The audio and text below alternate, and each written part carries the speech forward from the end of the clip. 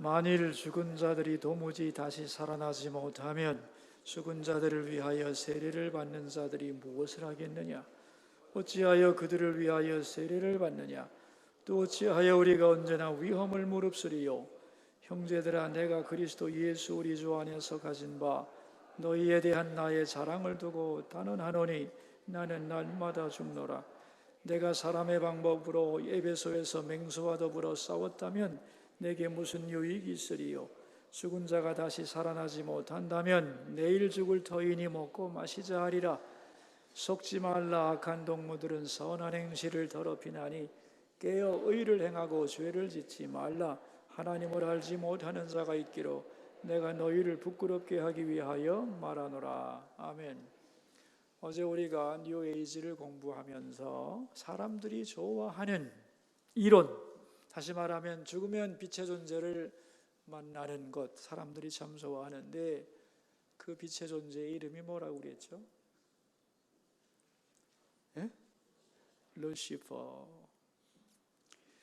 여기에 대하여 성경은 뭐라고 말씀하는가? 어제 읽었지만은 사탄도 자기를 광명의 천사로 가장하나니 이것은 이상한 일이 아니니라 그랬어요. 악마들이 광명의 천사로 자기를 가장하는 일이 얼마든지 성경에 있겠다고 말씀한 거죠. 그러니까 잘못된 가르침들이 얼마든지 우리를 미혹할 수 있다, 그런 얘기입니다. 그래서 빛을 만나가지고 모든 사람에게 이게 복음인 것 같지만은 사실 내용을 보면은 사람들의 영혼이 회개하고 돌아올 기회를 원천적으로 막아버리는 그러한 결과를 가져올 수밖에 없다는 거예요. 또한 뉴 에이지는 죄를 인정하지를 않습니다. 빛의 존재를 만날 때 네가 어떻게 살아왔느냐고 힐난하지 않는다는 거예요. 그러나 성경은 뭐라고 그랬느냐? 그들에게 대하여 그들의 마지막은 그 행위대로 되리라. 무슨 소리냐는 거예요. 기독교의 진리를 정면으로 도전하는 가르침들이 많이 있겠다. 그래서 앞으로 죽음을 바르게 이해하지 못하면 많은 사람의 믿음이 흔들리고 신앙이 손상을 입을 것이다 하는 거예요. 그래서 언제든지 우리는 진리이신 하나님의 말씀을 믿고 나가야 할 줄로 믿습니다.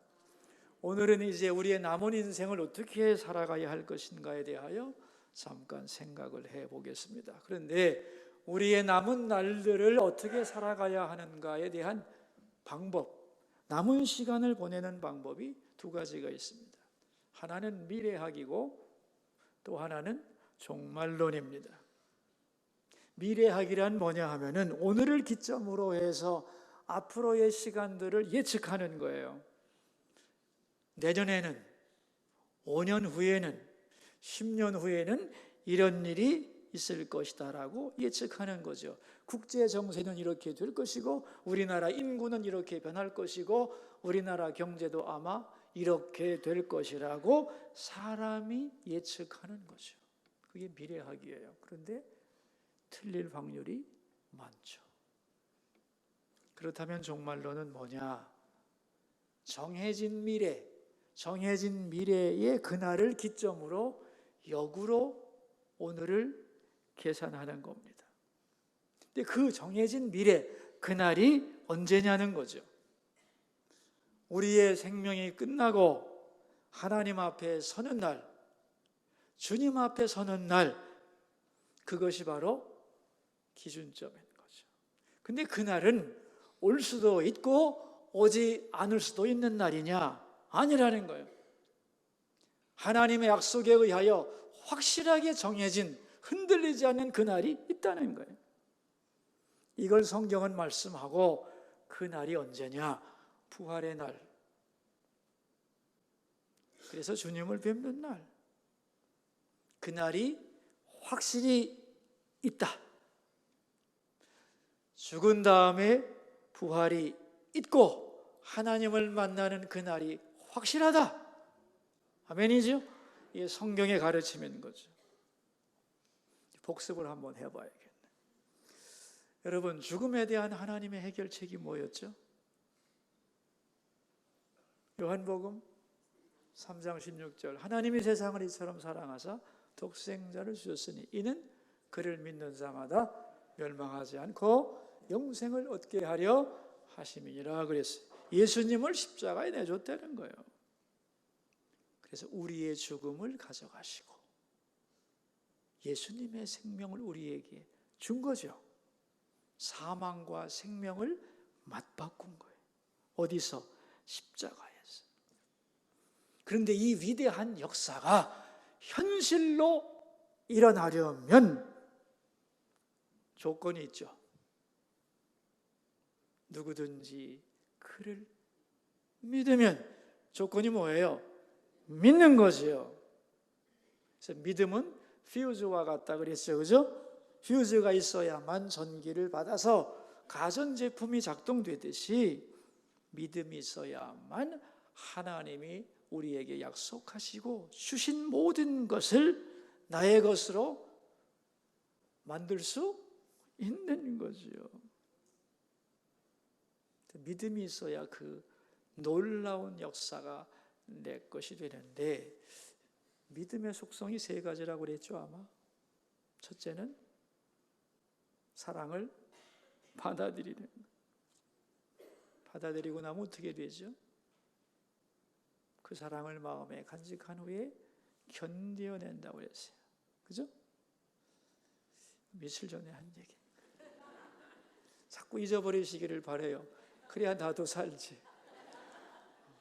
사랑을 받아들이는 게 믿음이고, 사랑을 받아들이면 그 사랑 가지고 견뎌내고, 마지막으로는 그 사랑을 부정하는 것에 대하여 맞받아칠 수 있다 그랬죠? 하나님의 말씀은 진리가 아니라고 말하는 사람들에게 믿음 있는 사람들은, 아니 나는 그 말씀 믿어, 무슨 소리야 하고 버틸 수 있고, 더 나가서 됐거든요, 나는 그 말씀 믿으니 더 이상 나를 흔들지 마세요 라고 말할 수 있다는 거예요. 아멘입니까? 맞받아칠 수 있는 거예요.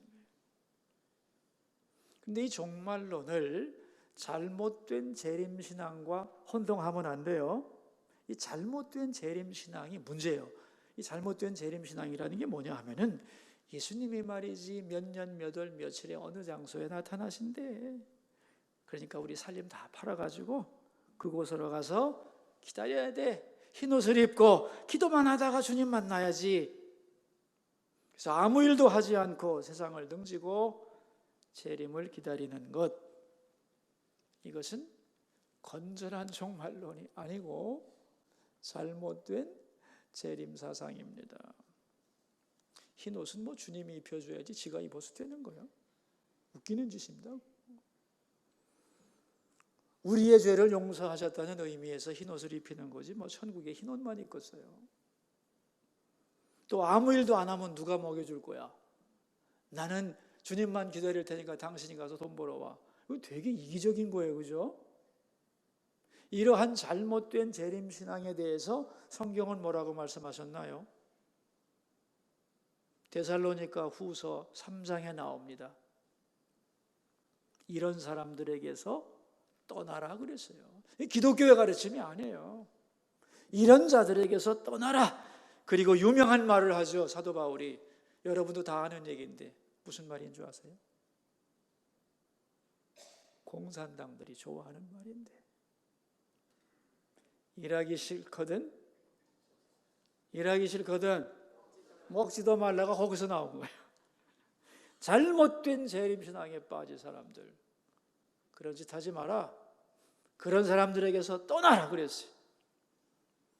그러니까 건전한 종말론과 잘못된 재림신앙은 아주 다른 건데 사람들이 오해를 많이 해요. 종말론은 그날은 확실히 정해져 있고 흔들리지 않는다는 거예요. 우리가 죽은 후에 주님 앞에 부활하여 설 날이 온다, 그거예요. 그 날은 죽었던 사람들의 체험을 근거로 한 것도 아니고 내 마음에 드는 증거만 가지고 그럴듯하게 만들어낸 가짜 이론이 아니라는 거예요. 이건 전능하신 하나님의 진리의 약속이고 선포라는 거예요. 그래서 그날이 확실히 있음을 믿으라. 그래서 그날, 그 미래의 날이 확정되어 있다. 우리가 하나님 앞에 설 날이 정해져 있는 줄 믿습니다. 여러분, 죽음이라고 하는 것은 하나님의 소환장입니다. 이리 오너라 하는 거예요. 하나님은 뜻이 있어서 우리를 이 땅에 보내시죠. 생명을 주셔서 이 땅에 우리를 보내시고, 은사와 재능을 주셔서 그걸 가지고 세상을 섬기게 하시고, 사명을 주셔서 감당하게 하신 후에 때가 되면 우리를 오라고 부르는 겁니다. 수고했다. 이제 내 집으로 오라. 네 아버지의 집으로. 너의 진정한 영적인 고향으로 오라고 부르시는 거예요. 가서 우리는 말해야 해요. 이렇게 살았습니다. 그 이렇게 살았습니다라는 그 삶이 어떠해야 되느냐에 대하여 설명하는 유명한 비유가 있죠. 예수님 친히 말씀하신 마태복음 25장에 나오는 달란트 비유입니다. 주인이 먼 나라로 떠나시면서 종들에게 어떤 사람에게는 5달란트, 어떤 사람에게는 2달란트, 어떤 사람에게는 1달란트를 주고 열심히 일하라 그랬어요. 그런데 얼마를 남기라는 말씀은 없어요. 왜냐하면 주인이 돈 없는 분이 아니에요. 종들이 벌어온 것 갖고 먹고 사는 분이 아니에요. 주인이 원하는 것은 내가 눈에 보이든 안 보이든 언제나 너희들은 최선을 다하라는 것이고, 더 나아가서 그 충성을 보고 더 많은 상을 주려고. 그게 주인의 마음이었다는 거예요. 그 세 종이 어떻게 살았느냐? 여기서 주인공은 1달란트입니다. 왜? 불평하는 인간이 제일 많거든요. 하나님이 나에게 이만한 인생을 허락하셨다. 감사하다. 열심히 살아야지. 이런 마음을 갖는 2달란트, 5달란트 가진 사람보다 내 인생이 왜 이 모양 이 꼴일까라고 원망하는 사람이 훨씬 많다는 거예요. 2달란트, 5달란트 받은 종들은 어떻게 했어요? 나름 열심히 해서 열매를 거뒀어요. 주인이 와서 결산을 합니다. 어떻게 됐냐? 그랬더니 이만큼 남겼는데요. 그래서 주인이 뭐라고 하세요? 착하고 충성된 종아, 잘했다. 그렇죠? 네가 작은 일에 충성하였으므로 내가 너에게 큰 것을 맡기리니 주인의 즐거움에 참여할지어다. 그랬어요. 여러분, 이 세상의 삶이란 작은 거라는 거예요. 우리의 수고와 희생과 봉사는 지극히 미약한 거예요. 여러분, 우리가 하나님을 위해서 뭘 할 수가 있겠어요? 솔직히. 그리고 하나님이 뭘 그렇게 우리의 도움을 필요로 하겠어요? 아니에요. 우리의 일생이란 우리가 어떤 존재인가를 하나님 앞에 드러내는 과정이에요. 내가 얼마나 진실한 사람인지, 하나님을 사랑하는 사람인지, 그 마음이 변함이 없는지. 우리가 업적을 남겨봐야 하나님께 뭐 그리 큰 덕이 되겠어요? 업적보다 더 중요한 게 있습니다, 여러분. 주인을 만날 때 잘했다, 수고했다고 인정받는 것, 그게 진짜 장사라는 거예요. 그게 진짜 성공이고, 그게 진짜 멋진 인생이고. 아멘입니까? 이 1달란트 받은 종이 불평하며 게으름을 피우다가 그래도 결산할 날은 오는 거거든요. 너 얼마 남겼냐 했더니 그냥 가지고 왔습니다. 주인이 말하죠. 너는 나를 악한 주인으로 보느냐? 이 종에게서 한 달란트 빼서 그리고 내쫓아. 왜? 내 집에서 나를 의심하고 싫어한다면 나가야지 뭐. 여러분, 인생의 뒤에는 하나님을 만나야 되고 심판을 받습니다. 저는 목사이기 때문에 장례식을 많이 주관하죠. 장례식을 할 때마다 고인이 어떤 분이었는가를 많이 생각합니다. 우리 교인들이 돌아가시면 기억이 참 많습니다. 여러분은 여러분 개인이지만 저는 여러분을 한꺼번에 보기 때문에 그분의 특징을 잘 알죠. 하루 이틀 산 것도 아니고 많은 생각을 해요. 그분의 인생은 하나님 앞에 어떤 의미가 있었을까? 하나님은 그분을 어떻게 평가하실까? 그걸 묻습니다. 그걸 알기 위해 애를 많이 써요. 그걸 알기 위해서 그 한마디를 하고 싶어서 몇 시간씩 기도한 적도 있어요. 어떤 분이었는지. 왜냐하면 아는 분은 간단한데 내가 얼굴 한 번 못 본 분도 장례를 지내거든요. 여러분의 부모님이라든가 한 번 만나본 적도 없어요. 들어본 적도 없어요. 그분에 대하여 소개도 안 했어요. 근데 그분을 장례를 지내야 된다니 말이에요. 그러나 당연히 해야죠. 그러니까 이제 그분이 하나님 앞에 어떤 분인가를 감이라도 잡고 싶어서 기도를 합니다. 그분의 장점은 뭐였는지, 하나님은 그분에 대한 마음이 무엇이었는지를 알려달라고. 네, 그러다가 한 사람의 일생에 대한 장면을 본 적이 참 많습니다. 어떤 때는 내가 한심하기도 하여 내가 이거 얼굴도 모르는 사람 일생을 내가 알려고 왜 이렇게 내가 몸부림을 치지? 그런 적도 있어요. 근데 그렇게 애쓰다가 깨달은 게 있어요. 아, 하나님이 이런 분이구나. 하나님의 마음을 알게 하려고 나에게 이런 몸부림을 주셨구나. 하나님은 우리를 심판하기 위하여 노려보는 분이 아니구나. 아무개가 무슨 잘못했나고 돋보기를 딱 들여대는 분이 아니구나. 우리의 장점을 어떻게 해서라도 찾아서 상을 주려고 하는 아버지구나. 근데 그걸 알았어요. 그리고 밤에 얼마나 감사해서 울었는지 몰라요. 여러분, 자식이 마음에 들지 않아도 부모는 다른 사람들에게 자식 자랑하고 싶죠. 여러분은 안 그런가? 왜 대답이 안 나오지? 그리고 작은 자랑거리만 있어도 그걸 기뻐하고 칭찬하고 대견해하는 게 부모의 마음이요. 그 마음 누가 줬겠어요? 누가 그 마음 줬겠냐고. 하나님의 마음이 그런 거예요. 여러분, 예수 믿고 우리 바로 죽어도 됩니다. 예수 믿었으면 할 거 다 했지 뭐. 솔직히 영생 얻었는데 뭘 더 얻겠어요. 그런데 왜 안 죽나 지금? 왜 우리를 하나님은 살려두시는 걸까? 왜 우리에게 예수 믿은 다음에 남은 인생이라고 하는 스팬, 기간이 주어지는가? 여러분, 왜 주어진다고 생각하세요? 하나님 앞에 칭찬거리 만드는 기회를 주는 거예요. 예?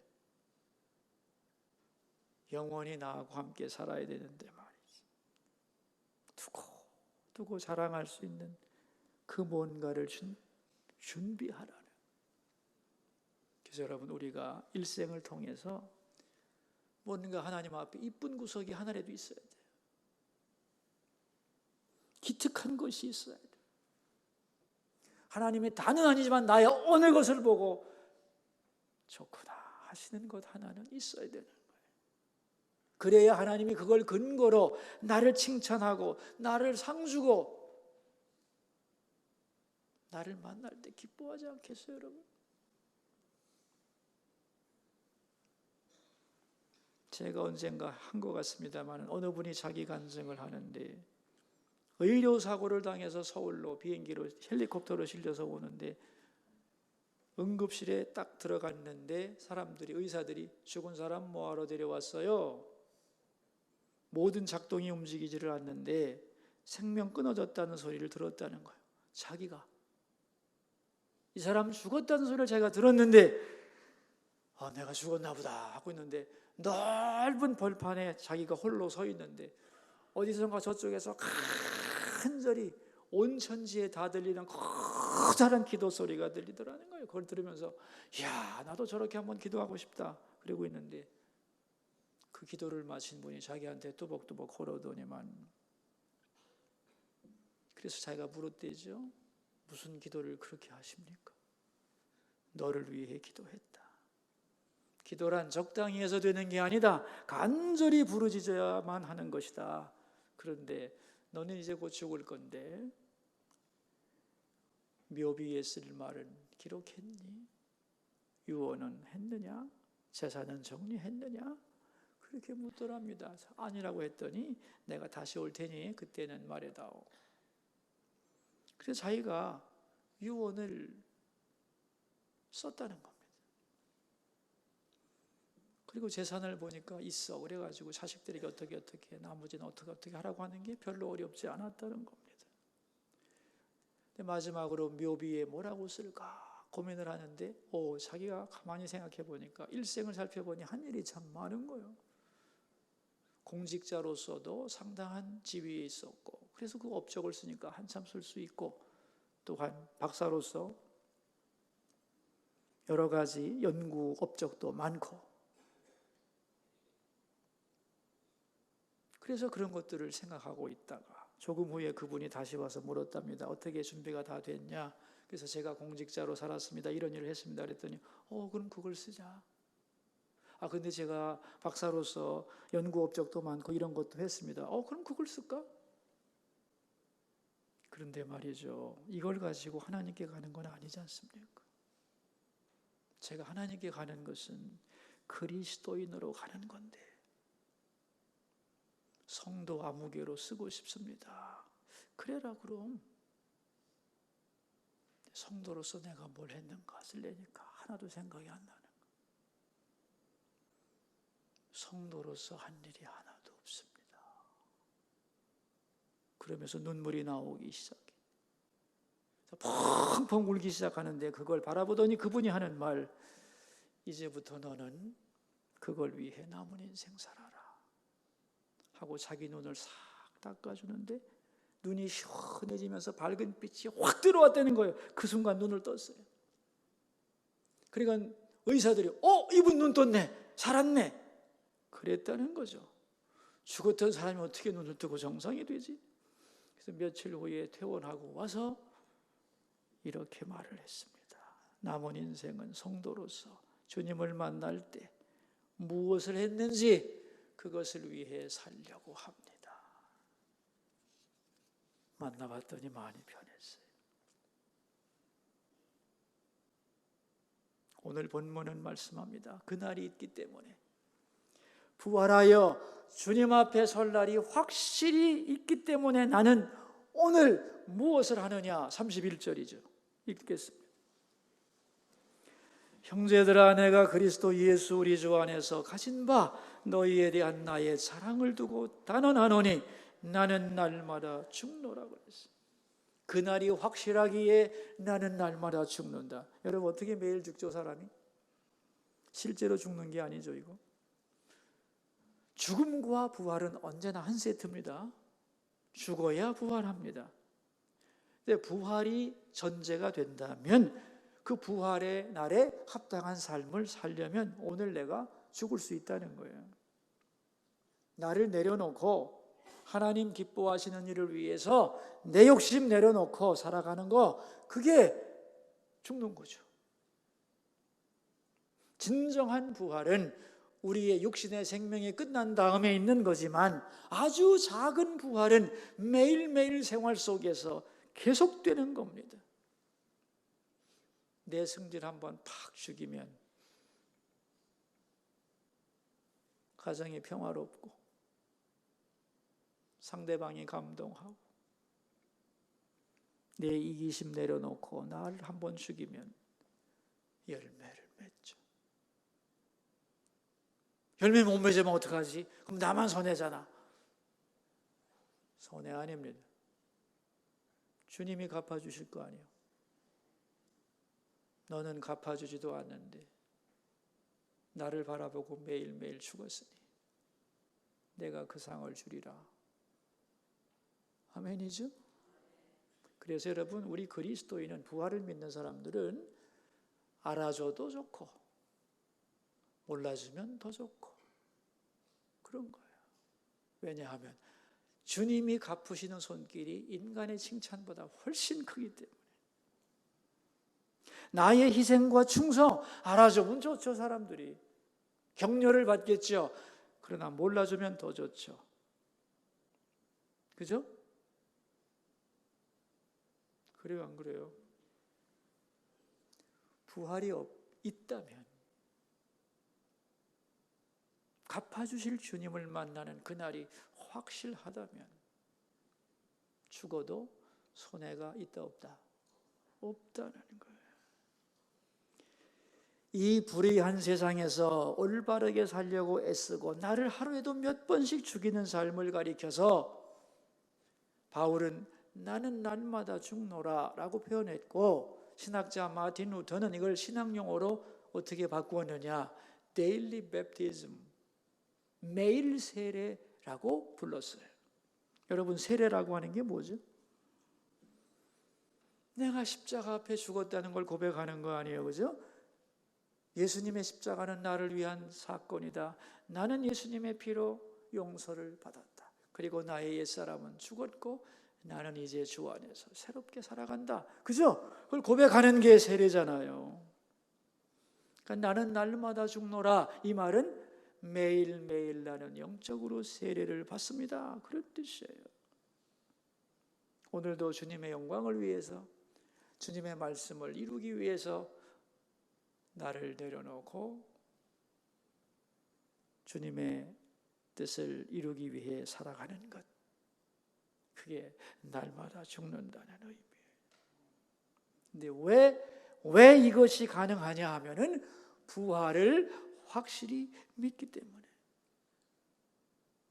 부활이 없다면, 바르게 진실하게 나를 죽이며 살 이유가 없다는 겁니다, 여러분. 그럼 부활이 없다면 어떻게 사는 게 솔직하게 지혜로운 거냐? 32절입니다. 읽습니다.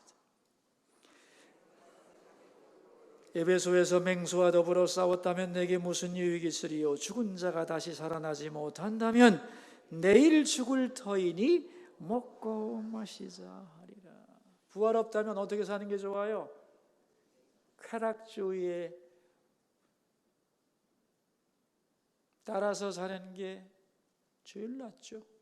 내일 죽을 터인데 뭐 오늘 먹고 마셔, 그게 나은 거다.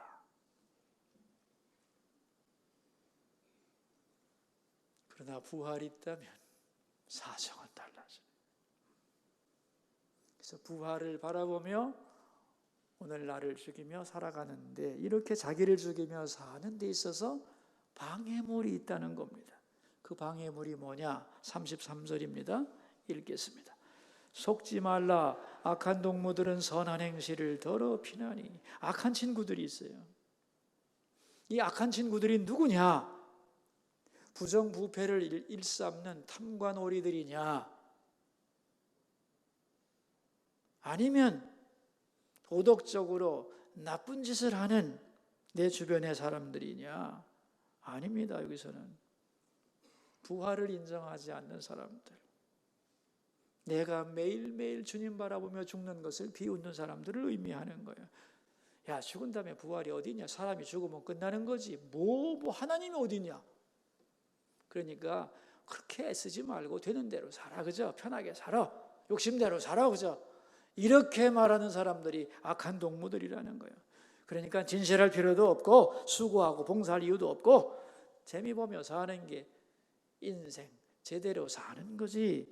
이렇게 말하는 사람, 이런 가치관을 나에게 들려주는 사람들이 악한 친구라는 거예요. 근데 이들이 하는 일이 뭐예요? 선한 행실을 더럽힌다는 거예요.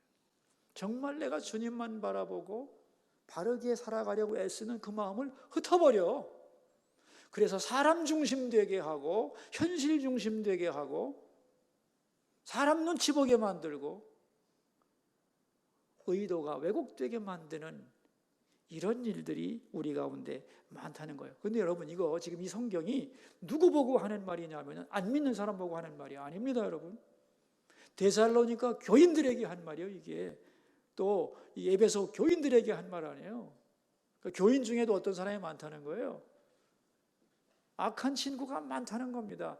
미국 통계에 의하면 예수 믿는다고 등록된 교인들 중에서 부활을 얘기하고 부활에 합당한 오늘을 살라고 말하면 아멘 하고 마음으로 받고 그렇게 살라고 애쓰는 사람이 10에서 15%라는 거예요.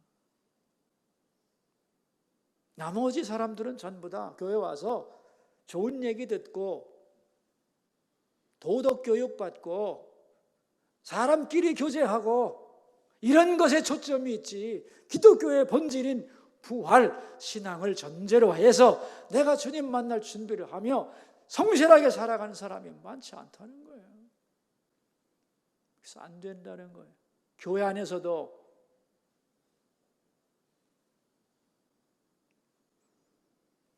사람들이 그러겠죠. 이 악한 친구들은 스스로 지혜롭다고 생각하겠죠.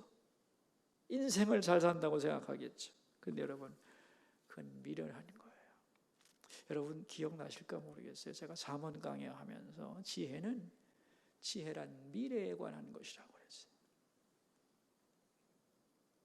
미래를 안다면, 하나님 앞에 서야 할 그날이 있음을 안다면, 우리가 부활할 것을 안다면 그 아는 게 지혜죠. 미래에 있을 일이니까. 그 믿음이 있다면 이런 악한 친구들에게 속지 않는다는 거예요. 넘어가지 않는다는 거예요. 진리의 말씀을 믿고 받아들이고 지키고 받아치면서 견디고 그런다는 거예요. 하나님이 없다고 말하는 악한 친구들의 마지막이 어떻게 될 거라고 생각하세요? 나는 유행가 가사처럼 될 거라고 생각해요. 참 바보처럼 살았군요. 탄식하게 될 겁니다. 그래서 34절에 이렇게 말씀하죠. 같이 읽읍시다. 깨어 의를 행하고 죄를 짓지 말라. 하나님을 알지 못하는 자가 있기로 내가 너희를 부끄럽게 하기 위하여 말하노라. 하나님을 알고 교회도 다니는 것 같지만 정말로 마음 깊은 곳에서 부활을 인정하지 않고 살아가는 그런 사람들 되지 마라. 부활이 있다. 아멘입니까? 혹시 여러분들 중에서 너무너무 현실이 힘들고 어려워서 에이고 죽고 싶다, 이대로 죽으면 좋겠네, 내일 아침이 오지 않으면 얼마나 좋을까, 이렇게 생명 자체가 힘든 분도 있을 겁니다. 그러나 아무리 그래도 스스로 생명을 끊으면 안 됩니다. 하나님 앞에 서야 하거든요. 죽으면 끝나는 게 아니에요. 그럴 때는 이렇게 말해야 돼요. 하나님, 저 죽고 싶어요. 죽을 만큼 힘들어요. 내 주님께 내 생명 맡기니 다시 살 힘을 주세요. 그러셔야 돼요. 그래서 언제나 제가 그랬죠. 빛 가운데로 노출하라고. 그죠? 내 마음이 어떻게 힘들고 복잡할 때라도 그걸 어둠 속에 두면 거기서 또아리를 들고 이상한 일이 벌어지기 때문에 내 마음을 하나님 앞에 노출시켜서 그 진리의 빛을 받으면 그런 마음들이 치료가 되고 올바른 길로 인도함을 받는 거다. 부활을 허락하신 하나님, 오늘 내 이 어려운 삶에서 다시 나를 건져주시고 이 삶에서 나를 부활시켜달라고 그렇게 오픈해야 돼. 저는 목사로서 여러분에게 확실히 말합니다. 예수님을 믿었다면 실패한 인생이 아닙니다. 가장 성공한 인생이죠. 여러분, 우리는 돌아갈 고향이 없는 고아가 아닙니다. 인생 고아가 아니라는 걸 알아야 돼요. 우리를 기다리는 아버지가 있어요. 우리를 기다리셔요, 아버지가. 내 집에는 고할 것이 많다. 그죠?